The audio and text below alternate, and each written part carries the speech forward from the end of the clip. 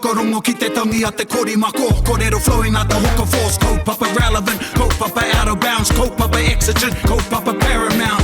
Nā ko nā whakapiri mai ki te kaupapa tino whakahira whakarongo pi kari mai. Hare mai, o tā ringa hare mai. We gotta gather up close everybody. Gather up close everybody. Kani move that body. Kani move that body. E ngā iwi e noho tū pere atu ana mātou, ana e mihi nei kia koutou, nau mai, hoki mai, whakatata mai, kia tere raua, kia tere pipi whakao, ana e kia taringa. E whakapāho atu ana I te pīki auahi o te awamutu.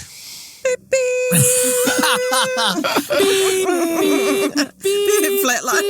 Oh, it's rubbish day today in my street there, wah. Ai, wineri. Ai, e ngā iwi tēnā koutou. Tēnā rā koutou katoa. Ko te tūmanako. I hānea ne. I mauru te noho. I māha te noho. I nā rangi. O te raumati. I whai hararei rā koutou. A tinana nei, a wairua nei, a hinengaro anō hoki. Ane mātai kua hoki mai, e ne pai. E rongo anau I te aroha ki taku hopu reo I tēnei wā. Anō nei e kōrero anau ki te tangata tonu e noho ana ki mua tonu I au. Ana koe nei te aroha e rere nei kia koutou. Tēnā koutou, tēnā tātou e homa. Tēnā koutou, tēnā tātou. Tēnā Kia tātou. tere raua, kia tere pipi whākau. E ko te rongo tēnei ko Paora. Ai. And here we are. Who are these people? I know. What is this gathering that we're having here today? Koro nei te wā. Ko roa nei, ai. 8th of December, I believe, e hoa mā. Te waru o Tihima I te rātu tau. Te rātau Pākehā. Ko tai mai tātou I te... I think ko te ngahuru tēnei. Ai. O tēnei kaupeka. Wā e aro ana tātou ki te ngahuru. E rongo ana, ni rā. E rongo ana. Yeah. Ia, kua rere ke te hauku I ngā ata. Ai. I koneki nei. Ai. E whakamomoka mai nei te maeke. Yes. Ai ngā ata. Me te pai hoki. Yeah, but there's no due on us. No due diligence. Yeah. No. We're coming at you from the bustling metropolis, from te pokapū o Taringa. I konei te wānanga o te aroa. Ai. E wā mai, I pewhia te nārangi o te raumati. He roa rawa. Oh, ne, he roa rawa. He roa rawa. He Engari, roa he roa rawa. pai. Yeah. I roa rawa, no te noho pai me te hānea I hanga heke ki te taupiore I roa rawa ai. Ai. Nō reira, e pai ana ki te hoki mai, ki te whakaora anō I te hinengaro, whakapakari anō I te tinana, whakakorikori anō I te arero. Mean. Oh, God. Tuhine? Yeah, tino pai rawa atu. I had a mean holiday. It was like, I felt like I caught up, like on the actual summer bit, felt like I caught up on at least 6 months worth of fatigue. Ai. It was great. And then, the last just over a month or so, I've been inundated with my new unpaid job, which is one of those jobs that just like energizes you. We call those kaupapa. Yeah, kaupapa. Yeah. Me ngā mihi ki ngā, ngā whakataitai aro he e toru. Ai, e toru. Yeah, e toru. Ai, ka mahu e nei, ko te tauihu, ko te rohe o Ngāti Kaungunu, tatu atu ki te rohe o Mātātua, ana koe nei te kapai e kore o te ana e Erika. Ai. Ko taumato apa nui. I Waimari e nera. Ai. Yeah, too much. Yeah. The whānau ended up coming third equal with our other whānau, Tauira, and our kapa matua Apanui took it out. Ai, Ana. man. Hiwi hao! Hiwi hao!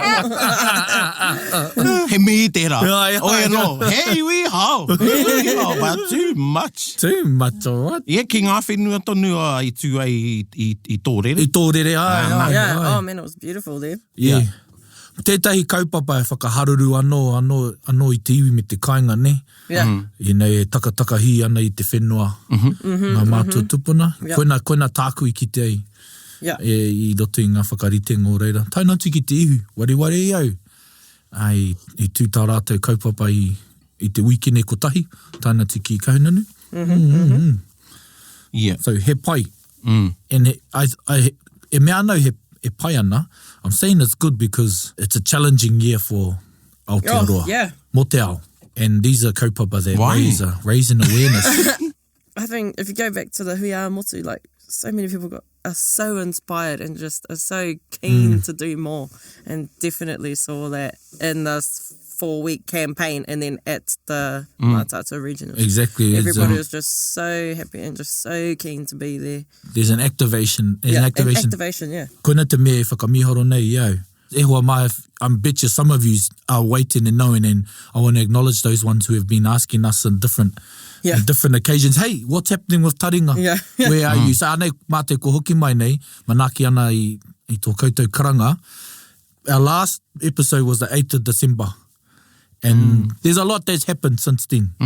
You know, and it's an exciting time, and there are opportunities to be had. Kia ora. Oh, that's my new kupuhau. I want to share my kupuhau. Rare. Rare. Te āhua o te māngere I te nui o te wera. Oh. Yes. And my new kupuhau Pākehā, indolence. Te whakapākehatanga o rare. Te rare. Oh. Yeah. So there goes your lollies. When you're too hot and you don't want to do anything, things like the lawns, I would wait until like 8 at night to do the lawns, because ko mate au I te rare. I te kaha o te wera o te rā. Kia ora. So rare. Kia ora. Remember, guys, we used to do kiwaha. And guess what? We're still doing kiwaha coming at ya. And e tahi o koutou, e mohena koutou ki ngā kiwaha o ngā iwi, e mea ana akuni koe, e kene koe, akuni koe iau, e kene koe iau, e mea anō tēnā? E mea anō? E kene. E kene. Like, I'm gonna... E kene, a kene. Yeah. Hei tā e tahi o hokianga o te tai tokerau, ko tā rātou, ko tā mātou, ko tā tātou, ko aini koe. Aini. Aini koe aini. Aini koe aini. Aini koe aini. Aini koe aini. So, kids are running along in the mattress room, not in the mattress room, homa. I like your face. No, Erica's going, I'm never gonna use this. She's like, sure. Ahoy anō. And so, you know, kids are running along on the mattresses in the marae, ne? And ka kohitingi a rātou ngā kuia. And ko tā rātou e parare atu. Aini koe aini, you're going to get it soon. I'm going to get you soon. So, aini koe aini. You're going to get it. Aini koe aini. Yep. Aini koe aini. So when Lynn is dolled up and is all scrubbed up well to go out to her outings, ka kia ke au. Aini koe aini. And she goes, "Sock back, get out of here. It's rubber stain." Hoi no e wama. Ko te mana o te kupu tēnā. Ko te mana o te kupu. Aini koe aini. Aini koe aini. Oh my God. Tēnā koe. Kupu tēnei. Kupu. Ai. Nā, ko te rere ngā hei tau maru I ngā kōrero e haere a kenei. Anei, ko te mana o te kupu. Ko te mana o te kupu. Ko te mana o te kupu. Ko te mana o te kupu.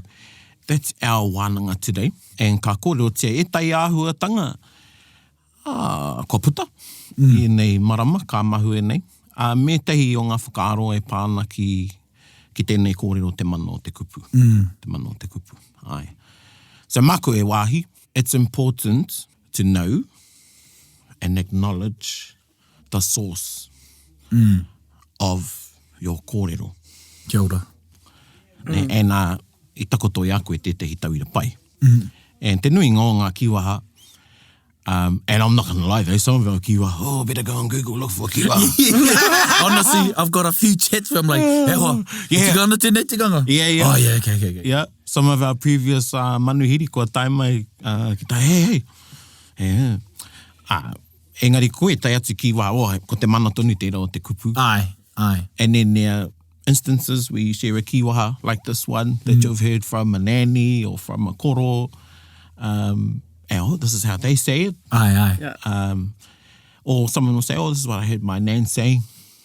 And a lot of those kōrero come out just in a yarn. Yeah, pai. Hey, and you got to be switched on to catch them a lot of the time. Yep. Because they come out not necessarily in a wānanga. And, you know, I'm reflecting on the experiences Jared has had. That he's been able to share with us with his krani. Well, gardening. And, and it's not like, anei moko, here comes a kiwaha to express myself. It's just bang, you know? Yeah. People probably drop them all the time to me, and I don't even know that they're kiwaha. Yeah. Koina. Well, I've got kai mo me ko kore kia kōrua. Engari kia whakahua te au takuranga tira heruini, parata. Aye. And, you know, he nui tā mata mahi tahi te puari. Te mata tini. You know, he's a gem. Aye. Heruini. And I've got a list of kōrero. And they're not only kiwaha, they're kupu, rerenga, things he said over the years. And I can't remember when I started collecting them, but it's growing. And every hui, not even hui, but every interaction, there's a word that comes out. Yeah. And I'm switched on to hear them. Aye. He kaha ke taku rongo I te mea no waho ke au. Aye. Yeah. Ne? No waho ke au. Aye. E harau ia Ngāti Porou. Even though I have said to him, you know, I think o I tono au ke hāreu ki te, kau ko te kurere o Ngāti Porou. A tō rātou symposium. Yeah. And he goes, oh, yeah, I thought whakapuki a Ngāti Porou. I says, mai nārangi. I said, come on. You know, e whia whakatupuranga tēnā. Aye.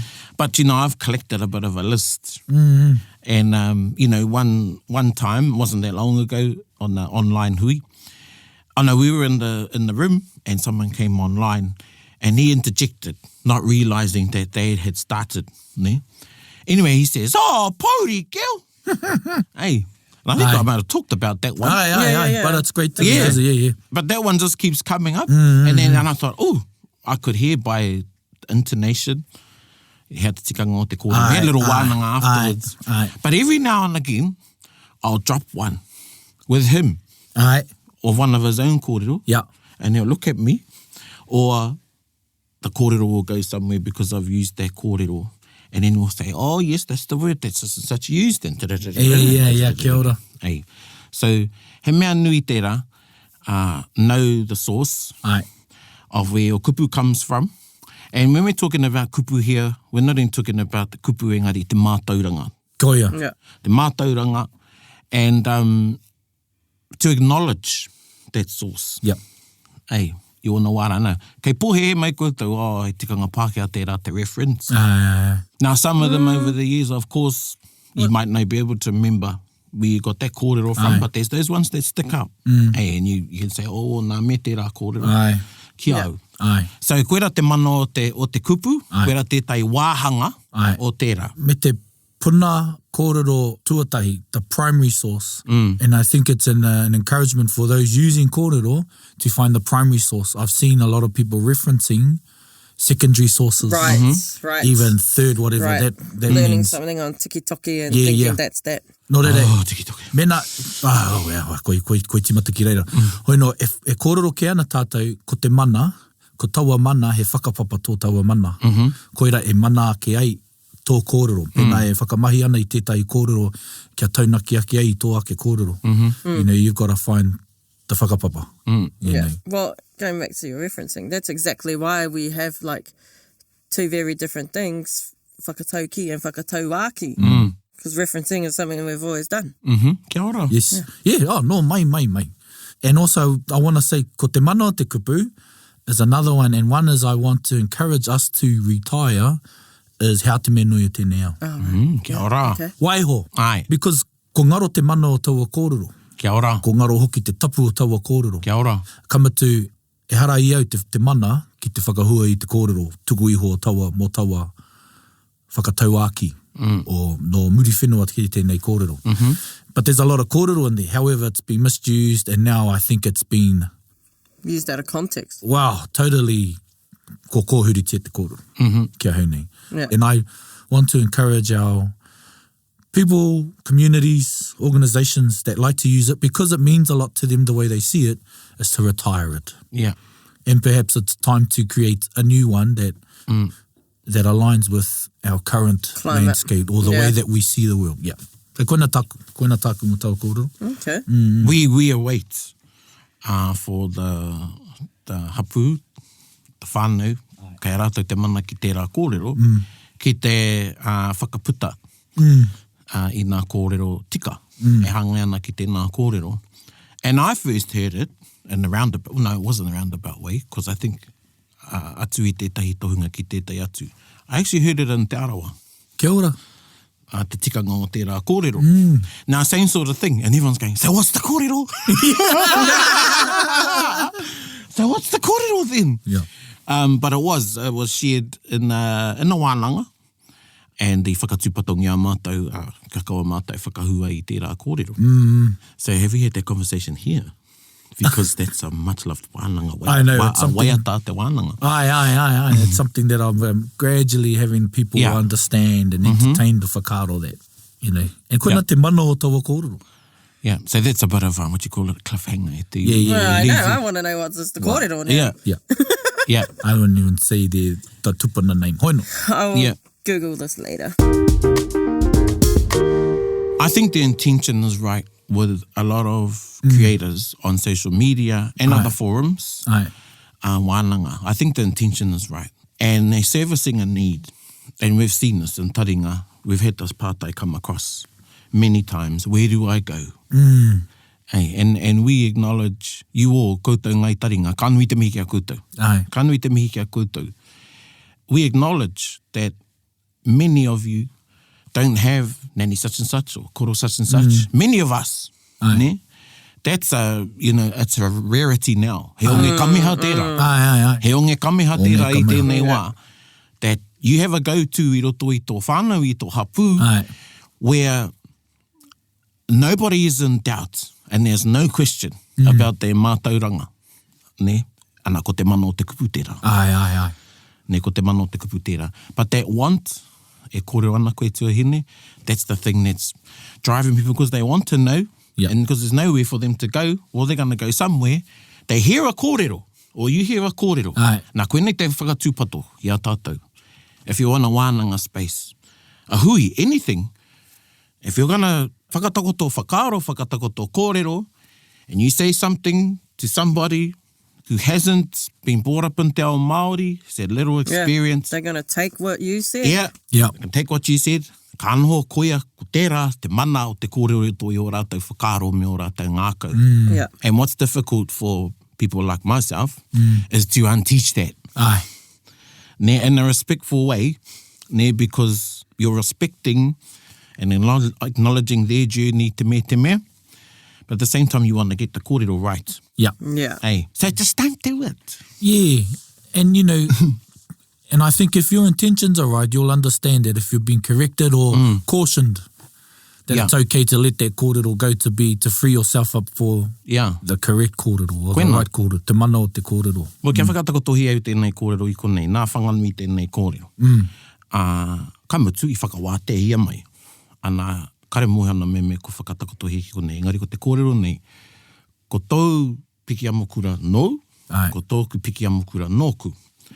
And that's meaning, short story, the knowledge of your whare wānanga is yours, and the knowledge of my whare wānanga is mine.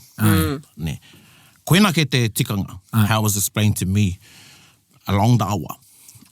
Now that's very different, ne, to someone using that kōrero, and again coming back to te mana o te kupu, to justify something they've made up. Kia ora. Right. Ne? And there are people that do that. He rere ke tērā. I te mea, ko te piki amokura i tēnei horopaki, in this context is talking about the source of your mātauranga and your origins within that wānanga. And he me mana nui tērā. Tō amo piki. It's not just, this is what I think. Yes. It's not just that. So me tūpato anō, because there's a bit of raweke. And that's not putting a stop to the creation of whakatauaki in repurposing. I guess. Repurposing. Some of our whakatauaki. Then I can see you like Hold that thought. I just want to highlight. So, ko te mana o taua kupu i kōti ke i a praone te tuku, was based on an experience at the source of where that kōrero came from, and an allowance from that people for one to reference, and then thus used as a tauira. So I don't know if anyone missed that. That's the part I got from that. Apart from the kōrero came after to support that. So he was on the river, or he was from the place of the source of the kōrero. Thus he was able to, because understanding the mana of that kōrero, the tohunga, the person of that kōrero, the iwi, it was put in a position where he was able to, one, honour that kōrero and then use it as a tauira. Right, and you were like walking that kōrero right there at rather the source. Rather than Googling it and I was paddling it. It was paddling it. Rather than, and you know, ko hau hoki tēnei, researching it, finding it on a PDF in a strategy or in a pamphlet that's used to emphasise its kōrero. That secondary, third, whatever, third party. Yeah, I just want to highlight that. In all the political spaces at the moment, there's a lot of our kōrero, from, you know, our whakatauaki, being used politically and misused. Kia ora. Like some of the things that Apirana Ngata used to sort of galvanise and unite everybody is now being used in a totally different context and in a different climate that is not originally what Apirana's intention was. Yeah. Te rākau a te Pākehā e hoa mā, ka oko te rākau o. He matarua tērā. Hoino. And then I really like this saying, but the Toitū Te Tiriti. Kia ora. Yeah, I love it. Love all the stuff that's coming out at the moment. Then I saw this really cool, interesting post on Instagram this morning. Just someone who was wanting to clarify what Toitū Te Tiriti actually means literally, right? Because a lot of people are going, honour the treaty.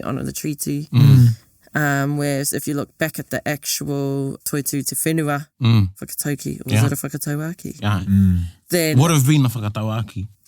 They all are whakatauaki. They start as whakatauaki. They start as whakatauaki. Yeah. Yep. Anyway, And, you know, if you look back at that, that is about the land still standing after the people are gone. So, literally, that Toitū Te Tiriti is actually saying the treaty will still stand whether whatever happens. Yeah. Hea no te toi o taua whakaaro whatu ngaro te tangata Toitū Te Whenua? Was that where that whakaaro comes from? Is it the first whakatauki? Wā, koera te whakatauki e mōhio anau. Kei roto rā te Toitū. Toitū, ai. Yeah. And koina ētahi kōrero, tētahi rāweke hanga o taua kōrero, whakatū ngaro te kawana Toitū Te Tiriti, you know, regardless of the government treaty remains. Yeah. Or regardless of anything. Regardless of anything. Ai. Hey, koera taku whakaaro. Ai. I mean, you can't change some things, but you can always change or transform your attitude. Kia ora. Yep. And, you know, koenei te mea ki au, koenei te mana motu hake, ki oku nei whakaaro. Kei tō hinengaro. Kei tō hinengaro, ai. And while we're on the coining of rerenga and kupu, I believe that's something that's been lost.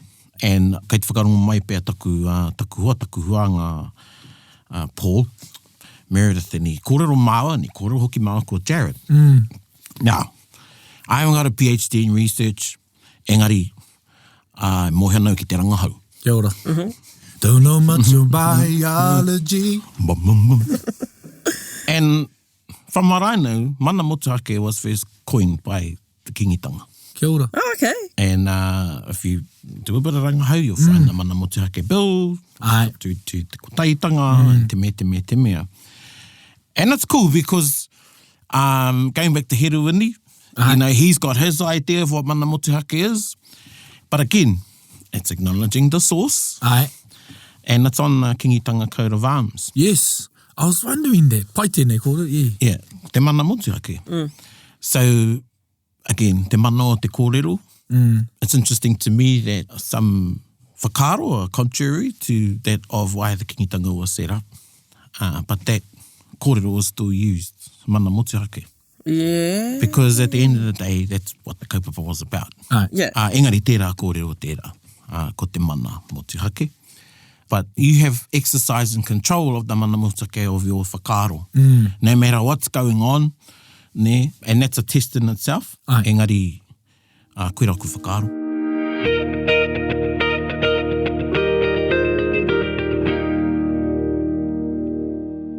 True, so Te Paki o Matariki, is that a coat of arms? Wow, it's been called that. Koe ra te tohu o te kingitanga. Oh, yeah. Te Paki o Matariki. Yeah. Equivalent to that would be a coat of arms. Yeah. Cool. But see, so it's good to know that because I think tātou he poto o tātou maumahara. And it's only because we think that some kupu have been used since time of yore. Yeah. But because they bring in a new whakaaro, you look for a kupu that can actually explain or encapsulate that Right, kōrero. And it's interesting to know that mana motuhake gives a timestamp, or creates a timestamp. And see, even like... So that came about after Te Tiriti o Waitangi, because it wouldn't, Yeah. it is not in the... No. Well, the word mana's not even in there.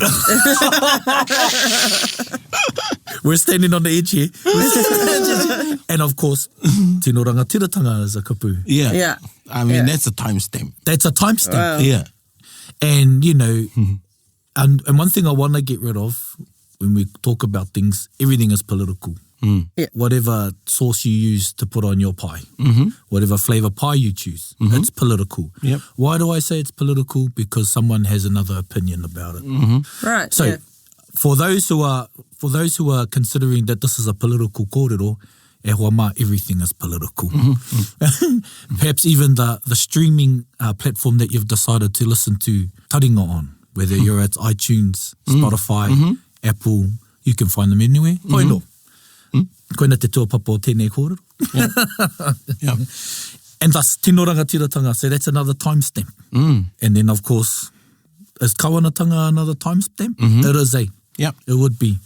And in understanding what kawana, its first meaning, to my understanding, my knowledge, was within Te Paipera Tapu. Kia ora. Right. So then an understanding of a word, kawana, was a covenant. Yeah. And of course now we know it's known as governance. Right. Yeah. And so when we park those two words together, that, mana, and mana, and great that you've brought mana into the equation. It's something I've overseen as well. Because, well, I put mana in tino rangatiratanga. So ko te mana o te kupu, it can be lost. That's where I think that's my point I'm making. Koia. That's koina te whakaahua e he anau ki te peita. Ai.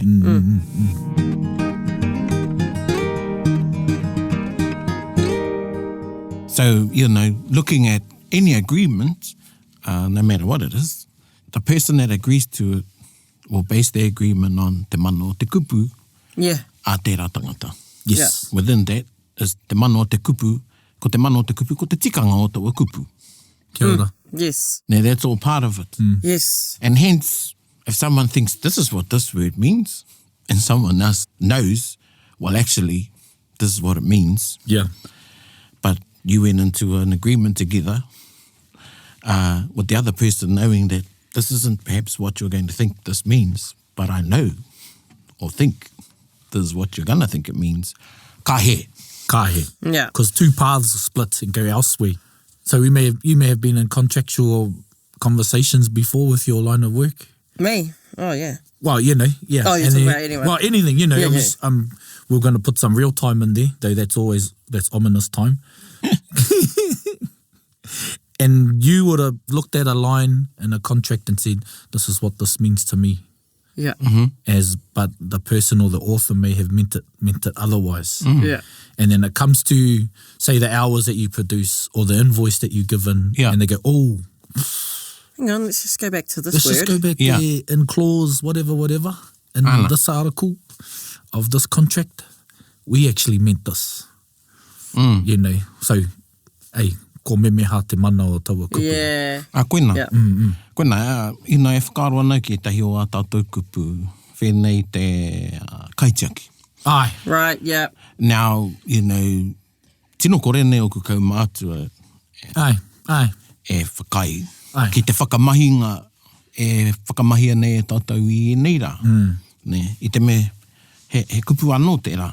He mana anō tō tērā kupu. ai, Yeah. te kaitiaki. Aye. Anyway, you know, now we talk about kaitiakitanga. Yeah. And again, can't fault the intention. Ai. Yeah. Hey, can't fault the intention.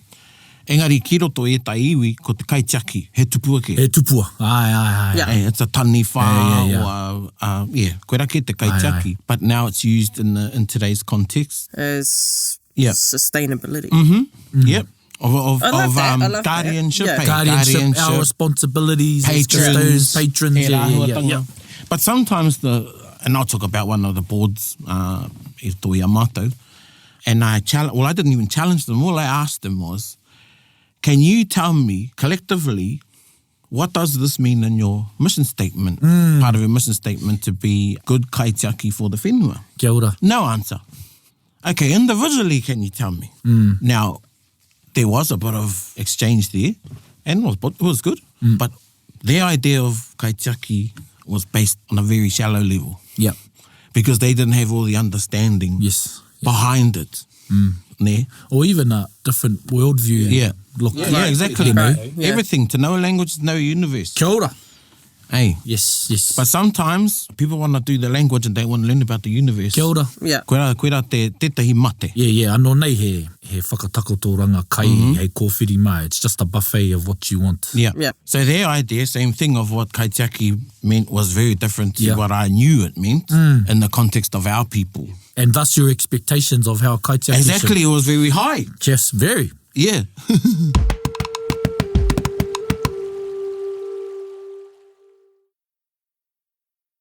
Gather up close, everybody. It's funny to think that you are fulfilling cultural obligations just by using a word. Right, yeah.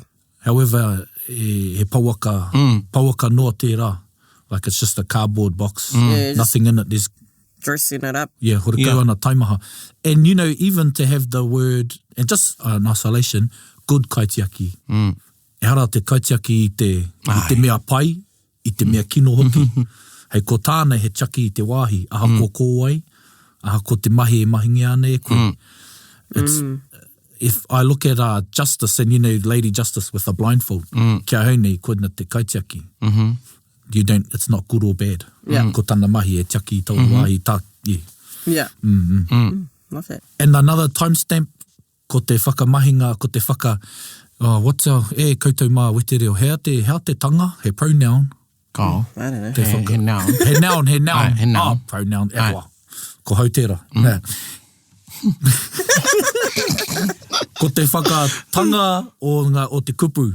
Ai. Timestamp ei, tino ranga tiratanga, kaitiakitanga, Yeah. koina te wai ahu mai, ngā tangas. Yeah. Right. So in the authoring of Te Tiriti, it's known, regarded as a timestamp of when tangas tangas came were around. used in that context, you know, and then now we've got it, and of course a lot of Westminster law is coined with Māori texts, and tanga is based on it Yeah. to give its inness. Yeah. Yeah, ki au, you know, pai te mā kōrero, e kaha atu hoi ki te kōrero mo tōna tūhoitanga. Koia. Ne? And kei roto i a rātou waiata. I ngā tau, te kai Māori mapeka mahu e nei. I roto i a mātou ka pate tei kōrero mo te raukawatanga. Kia ora. E ni whakahengia. Ai. E tahi, o e te nuinga o ngā kaumātua, ka mea. Hea koutou e pēnā nā ki te ingo o tō tātou tupuna. Koia. Ne, so it was a different whakaaro. Yeah. And karewi te whakahei a tūhoi, karewi te whakahei a koutou kaore. But there had to be a bit of a wānanga with our oldies so they could understand where the thinking was coming from. Because Māori tanga they didn't have a problem with. Yeah. Yeah. But But they were didn't taking the raukawatanga as a Yeah. sort of a stain on your tupuna. Yeah. Why add that? But you know, e whakaaro anau, I nā nei, ki tētahi o nā pātere, panara nei, and there's an example of it in there where it says whakarua pūtahanga i a koe. Che. Whakarua pūtahanga i a koe. Wow. Fu. And that would be the 1830s, 1820s, 1830s, that I puta mai ai tērā te pana hoki. Ai. And I think that's one of the only compositions I've seen. Now, koe ne te iwi, when Ko people rua say pūtahanga. whakarua pūtahanga i a koe. Yeah. Make yourself to be pūtahanga. Aye. Yeah, Cool. using a name. Yeah, Whakatāne. that's what I was thinking. Yeah. Yeah, whakatāne au i a hau. Nā ka pata me tai ki au. Wow, other than your people sources, and kuina e mene kotaku rangahau Māori tēnei. Hey, that's why I've told you all, ākona ngā mō tētea. Aye. Right, I was just yeah, gonna, yeah. yeah. Ākona ngā mō tētea. Yeah. And again, you acknowledge the source. Koia. E ai ki te pātere a mea. Aye. I Time. tana whakahoki ki a mea. Ai. Anei tana kōrero, te me, ana ka pātere koe. Koe rā te kōrero. Boom. APA. Yeah. APA references. But yeah, pai tērā, that's koina te whakaro I toka ake I au. I rongo rawa ana I tō kōrero mo te pātere. Like, you're building your library Yeah. of reputable sources. Yeah. Yeah, Yeah. koe rake. E rā mahi katoa. I mean, kāre mutu taku whakamiharo ki o tātou tūpuna. Aye. You know? And with humility, aha kua taku pai ki te tito. Me te pai, me te kounga o etahi o tēnei wānei. Aye. Still, I'm amazed when I find things, you know, I roto I e rā, and a kuira. The kurahuna. A kuira. Yeah. While it's a kurahuna to us. Yeah. Hey, Yeah. he kurahuna ki a tātou. Ko mā te tātou ki te wānanga, oh, what did they mean here? Engari, Te pōro Aye. kostora, like, oh, yeah. me ko mōhio, e kōrero ana kia mōhio. Ai, Koia. Yeah. Kamatu ko tātou e waru ana I ngā papanga o tātou hinengaro. Yeah. It's our layers that we're undoing Yeah. to see what's always been there. Yeah. You know, that's koina taku tirohanga ki e rā kōrero. So koe rāno, you know, mo te mana o te kupu. Yeah. Truth seeking, ne? Truth seeking. Ka pāma mai pētahi, ka mea ko, you know, ka kōrero mātou. Yeah. Ka rei whakahua ko ai mātou, koutou, e whakarongo ana, aku hoa. I exercise taku ngākau pai ki te hunga ka kōrero mai, while my nanny said this. Those are the times where you have to have a bit more of a kōrero with somebody. Yeah. Because kei roto, koe rā no te mana o te kupu. Yeah. Now, sometimes what Nanny heard, it's not Nanny's fault. Yeah. Ne? Yeah. I want you all to follow me here. Stay with me. If you'll switch stuff, okay, I'll let you. But sometimes what Nanny heard was wrong. Yeah. It's not her fault. This is how we got 7 Sisters of Matariki. Yep. You know? Yeah. And they were your source. Yeah. And you've got to be brave to go beyond. Yeah. Just to either, not to deny, but to confirm. And if it denies it, then koe apea.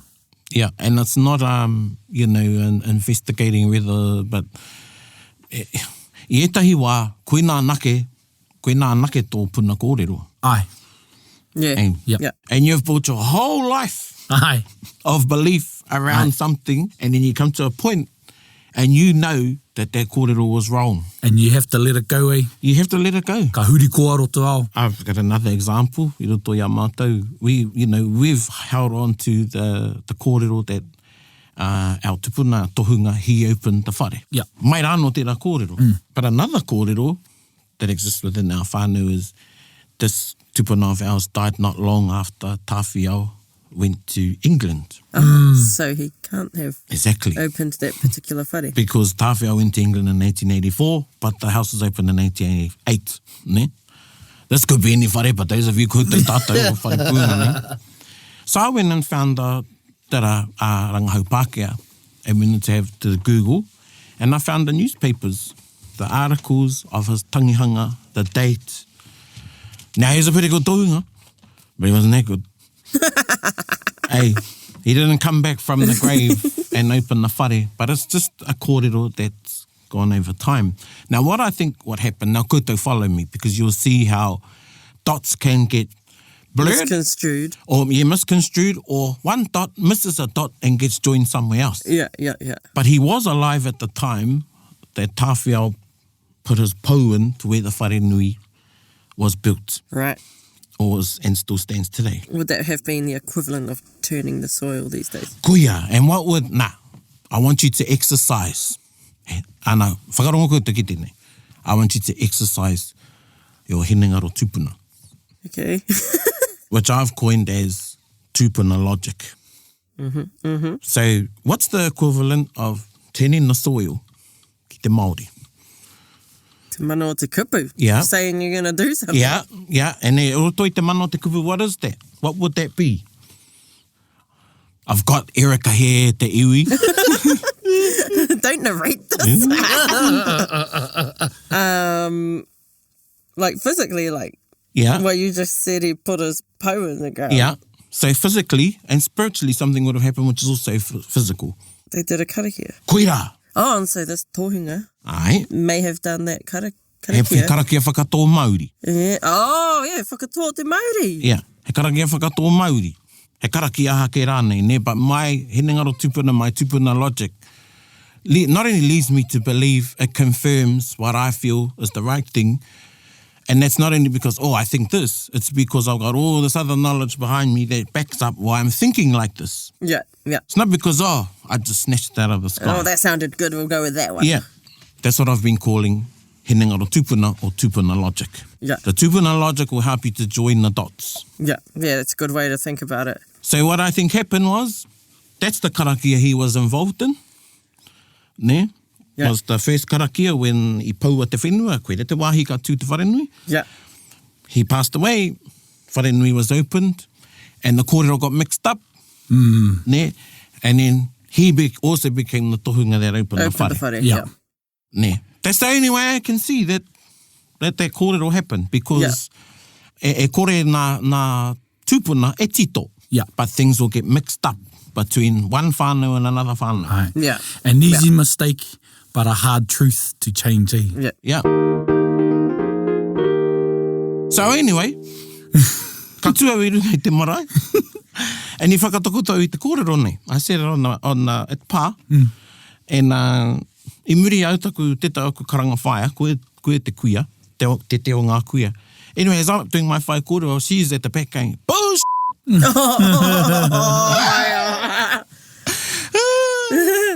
You know, because that's the kōrero within the hapu. Yeah, and they stand fast to Well, I hadn't shared with everybody what I'd found. Well, there's the public forum to okay. share. Each outlet's forum to You share. know, but you know, you don't say on the marae tō whai kōrero, ai, ki tau I te newspaper, tararara. Yeah.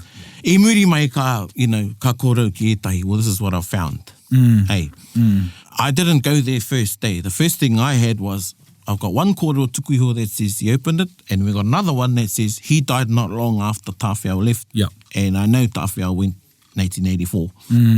Hey, so, koe rāno, mo te mana o te kupu, e te iwa, me whakamahi koe I tō hinengaro tupuna. Kia ora. You need to use and exercise your tupuna That's logic. great, yeah, I love that. But you're only going to have that tupuna logic if you've had exposure I roto I te ao Māori. Kia ora. Yeah, that's right. I'm not saying I'm the only one that can do it. And you can't, yeah. But no. what I've invited some of etai o aku hoa Yeah. is on this sort of pathway of thinking and being instead of using etahi o ngā sources penei ngā me ko otike I roto I ngā pukapuka. Aye. Take the kōrero tuku iho and join the dots. And join the dots. And you'll be able to... Colour in those grey areas. Yeah. Yeah. You know, Hotu did that best last year. Exactly. One of our greatest eps. Yeah. And that was based on, apart from his tupuna hinengaro, his experiences, his understanding of his world and experiences. And so that's what it is too when you say your experiences, what you learn, what you understand. Mā reira, e mana ake ai tō ake kupu. So if someone told me else and I knew how much they knew or didn't know, and they told me the same kōrero that Prane would have said, I would have went, yep. But it's based on the person that you know and what they understand. Yeah. And he pono tēnei, it's also the person that tells you that kōrero. Yeah. That's how they occur to you. That's what you know of them. He mana tō te tangata e whakamana ake ai I ana kupu. Koena. Yeah. Again, exercising taua, kei te notone tātou ki te mana o te kupu ne. Aye. He mea nui te tuhi. Mea nui te tuhi, yeah. And it's very hard to change someone's mind when they've seen something written. Yeah. Yeah, It's harder, particularly if it's in a manuscript. Aye. right. But again, you know, me whakaaro marama tātou, te nuinga o tātou tūpuna. And you know, there's examples of it. Even today, some of our kaumātua still write, they'll join one word to another, like ite. Yeah, yeah. And such. Yeah. Now, i te koro mao ko Leon. And I puta ke te kaiora tamaku. E kahanea Ngāti whakau ki te karawhiu I tēnei kaiora, I tēnei rangitonu. And there's always been a line in there, when I've got my henengaro reo Māori on, that I've thought, And the line is, me kawea ki ko atu ki make tū. Ne? Ana, ka kōra mā ko Leon. He goes, pewhiu whakaro ki tērā, me kawea. We heard it on the marae. Koira, e te uhunga o Auntie Munchi. Pewhiu whakaro ki tēnā rerenga. And I said, ewa, aneke, supi, me kawe a ki ko atu. Me kawe a ki ko atu. As, marama tēnā. But it's been written down and taught as me kawea ki ko atu. Yeah. Oh, because it's a me, and you don't have a hanga after a me. Yes, everyone comes. And your henengaro tupuna came through Your too. henengaro, yeah. Koe nei ngā hua o taringa. Aye. And then that gives like armor to those who think that you can use that type of language device. And it's right, but it's like, no. We used the passive after the me. And then nā reira e whakamita ai tērā awaranga te me ngā tuhinga katoa, e hoa. Yeah. Kau e whakatimata I au. Yeah, all of that. Koe rano, kei roto te tūreo I tērā. Ai. I te mana o te kupu ei. And he mea, ka kite I tētai tuhinga nā mea kraua, koe nā te mita. Koe nā te tūreo. Ai. Right, yeah. Everything else that's not like this is wrong. Yeah. Engari me whakamahiku I tō henengaro tupuna. Ai. Koia. And again, I like the use of timestamp because I think the word is idiolectual. And it's a way of speaking. The person has their mana motuhake of how they speak and say things. Yep. You know, taku tō tātou krau meto. You know, I think Uncle Tom coined the phrase metaphor. Because he had a way of saying things. Yes. No. And but that becomes the standard. I roto I te whānau, I roto I te hapu. Engari, ka mihi tonutia te whakapapo o te kupu. Because he used some words that nobody in Tainui uses. Like tareka. Oh, yeah. Taku mohi o no tūhoi tērā whakamahinga ko te taea tērā. Ka tareka e au. Oh, yeah. He used it all the time. And when I asked him, you know, koe nā te kōrero, and he, you know, ka reo e whakahe. But tāna kōrero, koe rā tāku I rongo ai. Ne? Now, I haven't joined the dots there, how Tareka made it over there. Yeah. I've got a whakaro. But e pērā no, I roto I te whānau, e tai o te kaukaro o Pātetere. Quite, and I think we've spoken about it. They use hika. We use hika because korohaki went and spent time in te tairawhiti. He brought it back. Yeah. So, koe rā no. Koe rā no te henengaro tūpunei. Kia ora. That we need to exercise and we need to massage. Yes. Now, how you get that massage? E te whānau, go back again. Whakatau ki, whakatau aki. Mō tētea, kōrero tuku iho, and kia hoke ki te tau ngā kōrero apau, koi tō tohunga. Koi tō tohunga, koia. Koi tō tohunga. Who is your tohunga? Now, there's a whole lot behind that. Yeah. That's saying, where is the whare wānanga? Yes. That you get this mātauranga and māramatanga from. It's not just who's the person name. Yeah. And then where have they gotten all this? Exactly. Pēnei te whakaro Pākehā like, your law degree from Harvard is better than the law degree from whatever, where ki here. Yeah. Now, this is where e come back to this kōrero. Ko tō piki amokura no, ko tōku piki amokura noku. Now, I would use that if someone from Te Rāwhioro came up and we had a wānanga. Yeah. And I'm from Rangiatea. Oh, you sort of completely different. Yeah. And there might be a difference with, it's te pō nui, te pō roa, te pō, you know. No, it's te pō. I reira ka tika te kōrero. Yeah. Ko tō piki amokura nōku. No, ko tōku piki amokura nōku. Ne, e tika ana I reira. So, those are the things you go back to. Say if you don't meet that in agreement, you leave with an understanding. Pai tēnā kōrero. And ka whakawhānui a koe tō tirohanga, it's like, pai. Yeah. Ka haere anau ki reira, ana koia tā rātou kōrero. Yeah. Yeah, You know, yeah. Mō hea ki etahi taki ki reiti rawa ko reipai. Yeah. Kei tainui au, ka whakahuatia te mea e kōrero tiana e tainui. Ka hoki anau ki te kāinga, ka whakahuatia te mea e kōrero tiana e taonui. Aye. But, you know, mā reire e whānui ake ai tō tirohanga ki tētahi kōrero. Yeah. And I've been challenged for doing that. Yeah. Bringing back the kōrero Yes. from another iwi ki tainui nei Yep. in relation to one of our tupuna that left. I'm like, wow, they spent more time there. Yeah. Hey, but that's another kōrero. That's another kōrero. Yeah. You know, sometimes I'm brought into to be the, well, for want of a better pot word. stirrer? Yeah, well, no, the devil's advocate. The devil's advocate. right. Yeah. Ne, because those are some of the conversations that need to be had. Engari, me tika te tangata. Yep. Ne, e mana i te kōrero. Yeah. Ki te kore tika te tangata, na, Yeah. kare pai. Yeah, e ne te hiwa, e rapu ana koe i tētahi tangata e whakamana i o ake whakaro. You're going for a confirmation Yeah. bias. Yeah. So Yes. check that stuff as well. Yeah. Yeah. As we learn about ourselves, as we learn about our reo, our tikanga, our kōrero tuku iho, we grasp onto the first thing we go, this is it. Yeah. And then your world comes undone and you've got to find the strength to do that. And you might have those experiences enough times to realise kia puare nei tō hinengaro, kia rapu nei ngā, wako te akamatua tērā. Kia ora. You know, Tika. Yeah, kimihia te akamatua. I piki ai a tāwhaki. I piki ai a tāwhaki. I piki ai a hotiroa. Tuarua. I really like what you said, e taku tono kia tō aitia te kōrero nei. You get to a space of, wasn't agreeing to disagree, it was... Confirmation bias. No. You may not agree on the one kōrero, but you leave with an understanding. You leave Yes, an understanding. yes. And in this world where everyone has to agree on the same thing, Yeah. ka kōrero tātou mo te kotahitanga. He wā tōna ka kotahi ai o tātou whakaro ki tētai āhoranga, he wā anō ka rere kē ngā whakaro. Yeah. And I think we look at these blue skies types of ideas about everyone has to, we all do this, which makes us this, that defines us this. And then we come undone because someone doesn't agree, but instead we want to look for an understanding. E pai tēnā. Yeah. He tino pai e Māori tēnā whakaro. I've seen minutes, I roto i nā pukapuka, kei taku karanga whae, puruti ana nā pukapuka, kei Auntie Rowena. Ana ko tōna ko tō mātou tupuna, koia te hea mana o te komiti, he komiti rūnanga whakapapa tēnei. And they went out i te wao King Koroki, ki te wānanga i te taho ngāiwi, ki te wānanga e tai oira kōrero. And it wasn't about, that's why I love what you said, it wasn't about i tātu rātou ki te whakahe. Aye. It was to go there and gain an understanding of why they said their whakapapa was like that, or why their kōrero was like that. Exactly same thing. Hoki mai ki a tōrere nui a rua. Tainui, i roto i ngā kōrero tainui, i rarua tōrere i araka taura.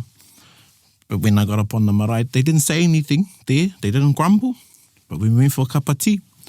Ka kōrero mai a te nika ki au. He say, boy. And I love that being called boy. Engari me tika. He say, boy. He say, anei tāmatou kōrero. Ko taike huke e te tangata. And that made sense to my hinengaro tupuna because his taunaha are all through there. All through there, yeah. You know? He nui ngā, so I was like, oh, yeah. So now, ka kawe au i tērā kōrero. Yes, yeah. Hey, ko hau tērā. Yeah. Tainui. Ko te whakarongo ana ki au. Engari, kia kaua tātou e karutahi. Kia ora. Be one-eyed. Yeah. So, if you were to break that down, Erika, Oh, no. tēnei wānanga, Stop looking at me. you did great. You know? Yeah. And koenei, you are a fitting example of how your hinengaro tupuna has been massaged. Yeah. Ienei, taunei. Because I think I wouldn't even call it the answer, but the realisation you had of what happened when I asked you about the whare, you wouldn't have said that 4 years ago. Yeah. Definitely not. Nah, but Yeah. you were able to get there with a little bit of a nudge. Hey, and that's what wānanga is. Yes. Kia ora. And that's the other thing missing. You can't bank all your kōrero I runga i tētahi kōrero tukuiho and not have the wānanga with peers Yeah. who are at the same level or better than you. Yes. Yep. Yeah. Be the dumbest in the ring. Yeah. They can Yes. test you. They will Yep. prod you. They Yep. will challenge you. Yep. But if you're going along, doing mahi nei mahi, and you've got nobody there, nah. Yeah. Even the tohunga has their tohunga. Koira. Or their group, their kāhui. Yeah. Koira. Te whakamātautau, te whakaaro ai. Yeah. And that's where growth happens. Koina e te paingo o tēnei noho. Yeah. Otherwise, Aini koe aini. Aini koe aini. You're going to get it. Ka mea tata aini koe aini. I just want to say, like, just being on Taringa, I keep becoming more aware of tikanga that happens in today's context that's related to actual tikanga. Like, for instance, at our wānanga just in last weekend, prior to Mātātua Regionals, we got our kapa t-shirts arrived and they got our kues tohu on it that Irina Kōpū designed. And it was cool because we had a bit of a karakia to whakatoa Māori into our tohu. And, you know, now that I'm realising right now, I had a bit of a kwahina tore, an epiphany, like, it's all related to... Yes. Putting up whare. You'll start seeing the tikanga matrix. You're like, oh, it's everywhere. Koina hoki. It's everywhere. That's a segue into our wānanga that we'll be having when we reawaken. Ai. Te wānanga mo te Māori. Kia ora. So e mihi ana e te tuahine.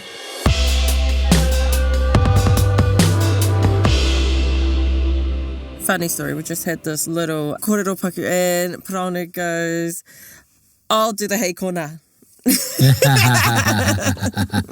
As in one of us is the intro, the waiata, and do the outro. So, hata tātou waiata e hei? A koene tēnei waiata nā Stan Walker. Rāwatahi ko tana Ankara. Te kanapū.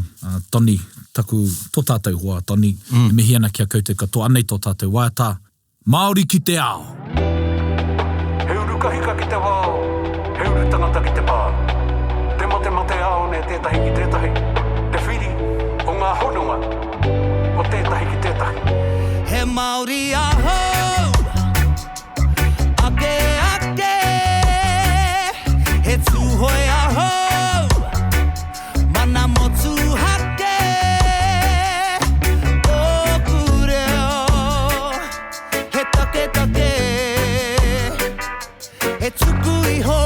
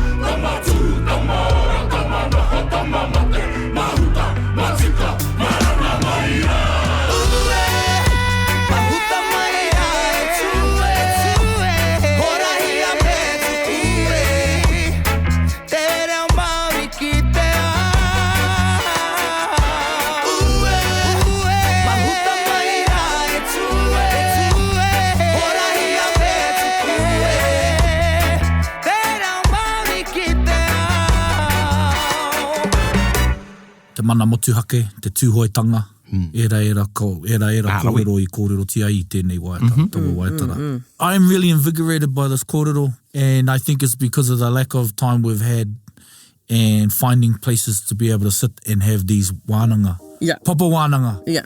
He nui taku hia kai ki era ki taua momo, ki taua taumato te whakaro. Yeah. So this has invigorated me. I hope it's invigorated you e te iwi. Yeah, e ngai taringa. And koina tō tātou whai mō taringa. Mō tātou. To disseminate kōrero, but to invigorate kōrero. Yeah, to provoke thought. Yeah. But based on a certain guidance. Mātauranga. Kōrero tuku iho. Kōrero tuku iho. Kanu tēnā mō tēnei wā. Mena he pātai a koutou, he kōrero tukuna mai ki pai āhua, ki pukamata, ki tā tātou imera, tukuna mai. Ka pai, tēnā koutou. Hei kona! Hei kona! Bit whakaronga pi kari kari. Gather up close everybody buddy. Taringa. Yeah, tahuri mai ki yo. Whakarongo ki te tangi a te korimako. Kōrero flowing out the hooker force. Kaupapa relevant, kaupapa out of bounds. Kaupapa exigent, kaupapa paramount. Nā kona whakapiri mai ki te kaupapa tino whakahira whakarongo pi kari mai. Hare mai, o taringa hare mai. We gotta gather up close everybody. Gather up close everybody. Kani move that body. Kani move that body. Taringa, he mea tuku nā te wānanga o Aotearoa. Nā te māngai pāho me irirangi te motu I tautoko. To listen to more episodes, search for us on your podcast app and subscribe, or follow us on Instagram and Facebook. Taringa, whakarongo mai. The way we say it is heiko, and then nā. Heiko nā,